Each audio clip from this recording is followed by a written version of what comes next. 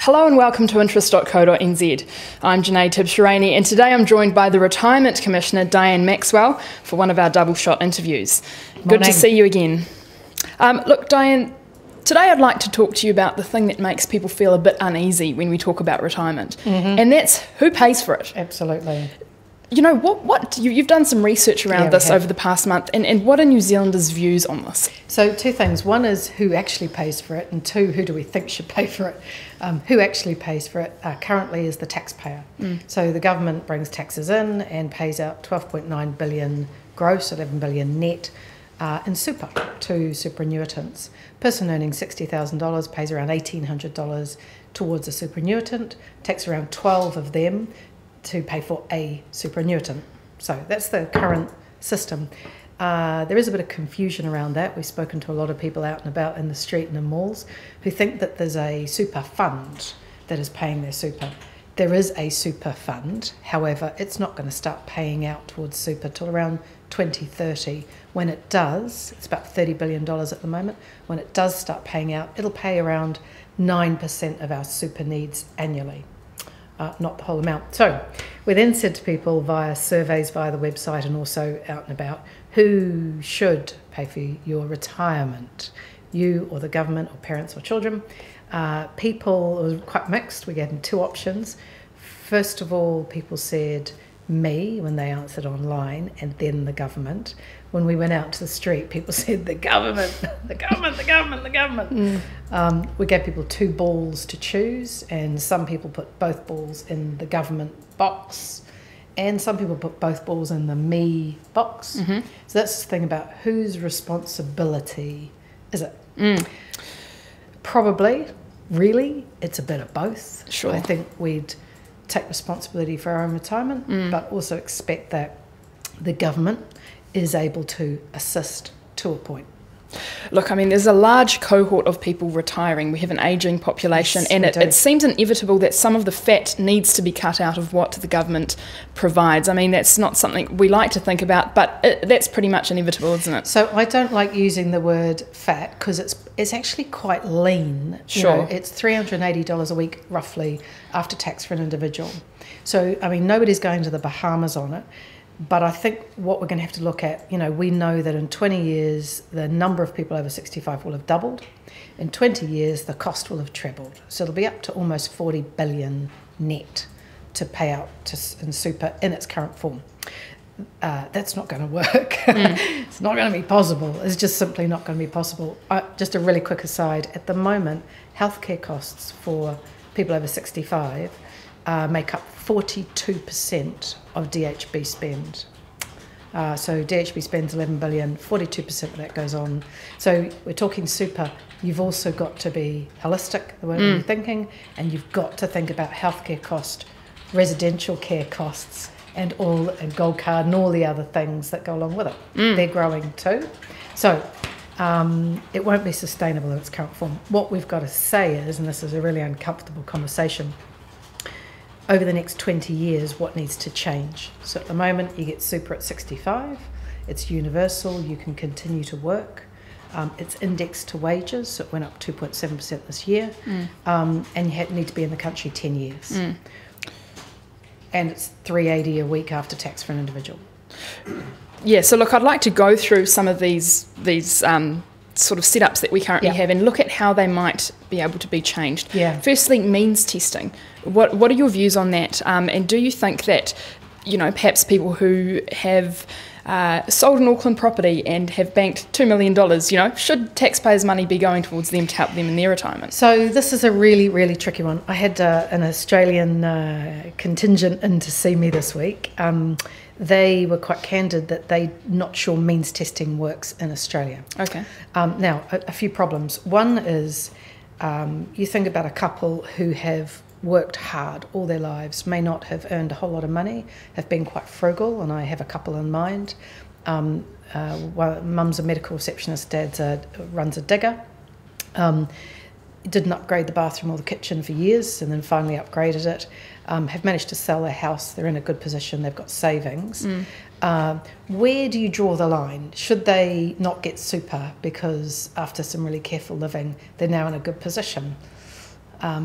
someone else may have bought a Beamer, lived up large, drank Verve, and reach retirement with nothing, and they get super, and this other couple doesn't. So the critical thing with means testing is, where do you draw your line so you don't capture the people who've just worked hard and done it well and saved? If you draw the line too high, you don't really capture that many people. And I know we've all got stories about billionaires and millionaires on super and people banking millions. In reality, in numbers terms, those numbers aren't very many people. So if you took the $380 a week away from this relatively small number, that's great, and we may do that. We're not going to keep super sustainable by doing that. Yeah. We're just not. There's not enough of them, you know. By far the biggest group of people are the ones who either have nothing or have a little bit or have a bit through hard work and savings. And then you've got this extreme end with, you know, wealth. If you include the family home and assets testing for means testing, then things get very, very messy. And there's a lot of arbitrage. People sell homes and do all sorts of things. Okay, so that's a really I think tough that one. one is incredibly hard. Political suicide too, wouldn't it be? I mean, I don't know. I think we'll get to a point where it becomes inevitable. But your key question will be, where's the bar? Yeah, sure. Okay, look, the other thing, and this is, you know, Winston Peters' line is that, you know, people come to New Zealand to retire from overseas. You have to have generally lived here for 10 years to get super. Yeah. But, you know, is that a long enough period, no, given the migration is just ramped up? It's not long enough. Okay. So in 1898, you had to be here 25 years before you got super. And then it came down to 10 years later on.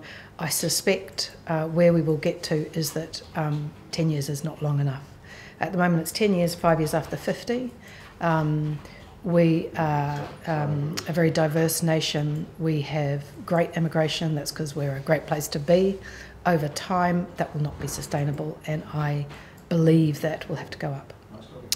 Okay, that's going to be a tough one. You know, the national government has really been pushing migration. That's one of the things keeping our economy afloat at the moment. So that and that's great. And that's fantastic, but I don't think people come to New Zealand with a view that in 10 years they'll be on super. The pinch will be when people bring parents to New Zealand. Yes. And within 10 years they'll be on super, if they're a resident or citizen. Okay, look, Diane, the other thing is whether we should be contributing more to KiwiSaver, us as individuals and also our employers. Do you think that is a solution, increasing the minimum amount that we have to contribute? So the role of private provision, which is a phrase that winds people up, will have to increase, yes. And we're all going to have to work out how we do that. For many people, KiwiSaver is the right way to do that because it's a joint effort. The government puts in member tax credit, your employer puts in however many %, and you put in how many %. And if we can get fees down on KiwiSaver, so it eats into your sum, then fantastic. It's a good vehicle. It's a joint effort and it's a good vehicle. It'd be good to talk about some of the taxation on KiwiSaver returns, and we'll be raising that conversation.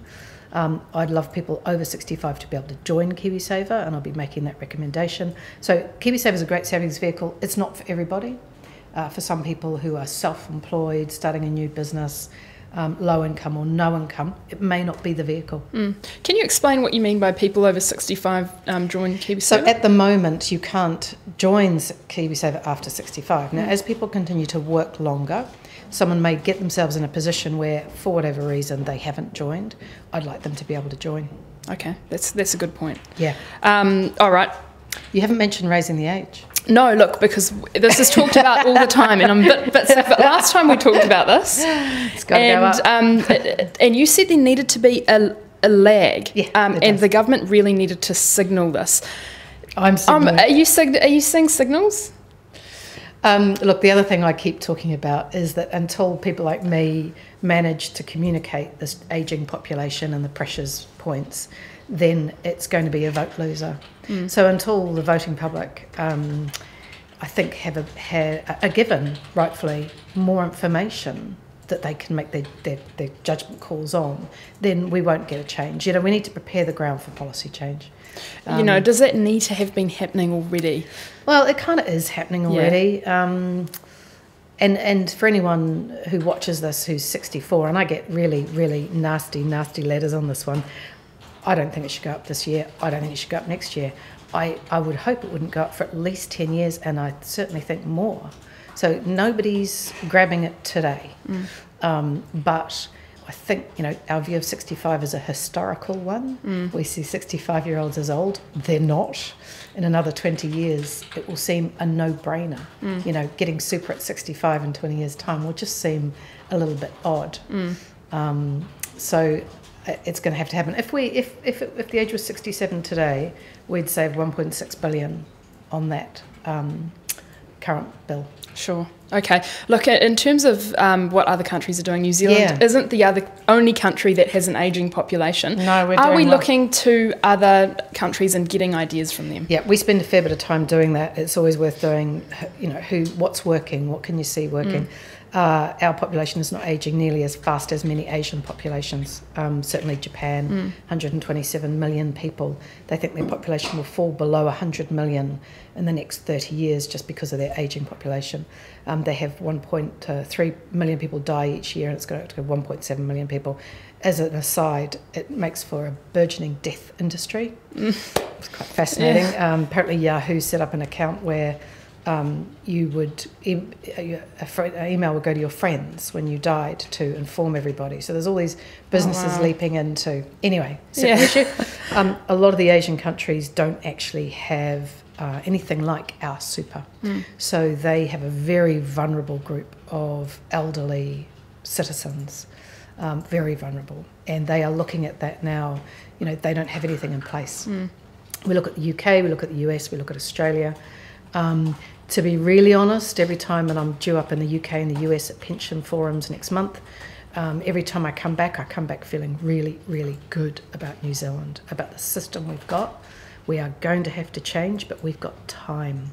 18 OECD countries have raised the age. So we're watching what's going on. And what sort of age have they raised it to? 67, 69 and 70. Right. Yeah. Okay. Yeah.